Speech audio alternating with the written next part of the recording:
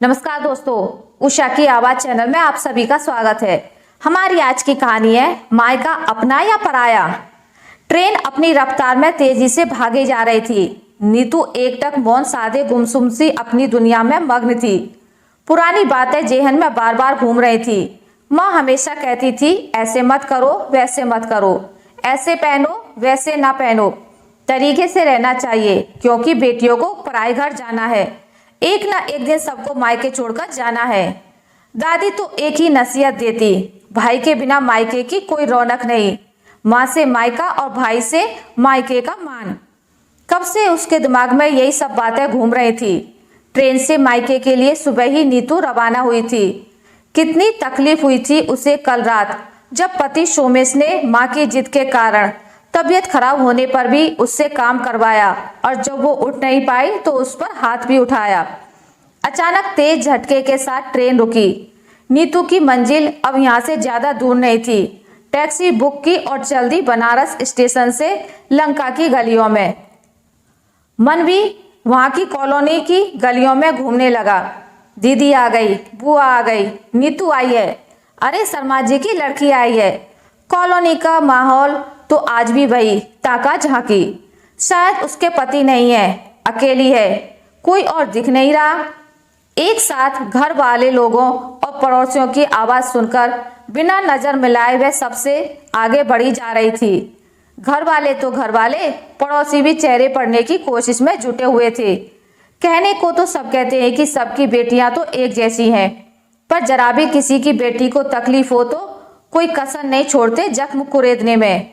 ऊपर भले ही मक्खन लगाएं।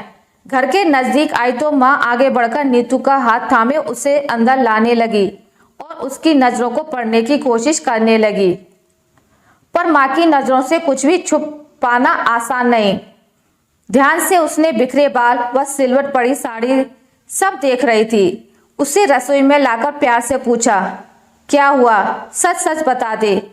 तू तो अपने पापा को जानती ही है, जरा भी ऊंच नीच बर्दाश्त नहीं करेंगे। ना तो तूने कोई फोन किया, ना खबर, ना संदेश, और अचानक बिना सोमेश जी को लिए आ गई। सब क्या सोचेंगे, कितनी बातें बनाएंगे। नीतू ने जोर से मम्मी को गले लगाया और रो पड़ी। क्यों माँ, क्या मैं पराई हो गई? ये मेरा घर नहीं है, इस पे मेरा कोई अधिकार नहीं। आज दूसरी बार सोमेश ने छोटी सी बात पर मुझ पर हाथ उठाया। नहीं बर्दाश्त कर पाई मैं। पहली बार तो झेल गई थी। माँ ने उसे सांत्वना देते हुए कहा, तेरा ही घर है, पर यह भी तो सोच हमारी क्या इज्जत होगी जब लोग देखेंगे कि तू सोमेश जी के साथ नहीं आई है। सब ठीक तो है? यही चिंता हो रही थी। राधिका जी ने आंसू पोंछते हुए कहा, माँ बहुत कुछ होता है पति पत्नी के बीच, साथ रहना, रूठना मनाना, हंसना रोना, पर कभी कभी ऐसा हो जाता है कि मुश्किल हो जाता है उसे झेलना, और वही मैं झेल नहीं पाई। परेशान मत हो माँ, मैं चली जाऊंगी, नहीं रहूंगी ज्यादा दिन। छोटी बहन सानवी जो स्कूल से अभी अभी आई थी, मार के नाम से सुबकने लगी। माँ ने गुस्से में सानवी को देखा और नीतू को पानी का गिलास थमाते हुए कहा, इतनी छोटी बातें घर में ही सुलझाया करो, इसके लिए दौड़ के मायके मत आया करो। नीतू को मानो काटो तो खून नहीं जैसा एहसास हो रहा था।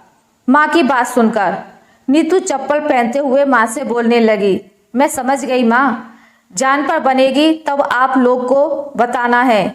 मेरी जान से ज्यादा आप लोगों को अपनी इज्जत की परवाह है। आज भी वो दिन याद है जब बुआ दुखी होकर आती थी और पापा दादाजी के पास समय नहीं होता था उन्हें तसल्ली देने के लिए। तुरंत ही पापा दादा उन्हें उनके घर छोड़ने के लिए तैयार रहते थे, सिर्फ इस सोच में कि लोग क्या कहेंगे। कोई दुख नहीं समझता। खाने के बाद उसकी भी जाने की तैयारी हो गई। पापा और भैया स्टेशन तक साथ आए थे।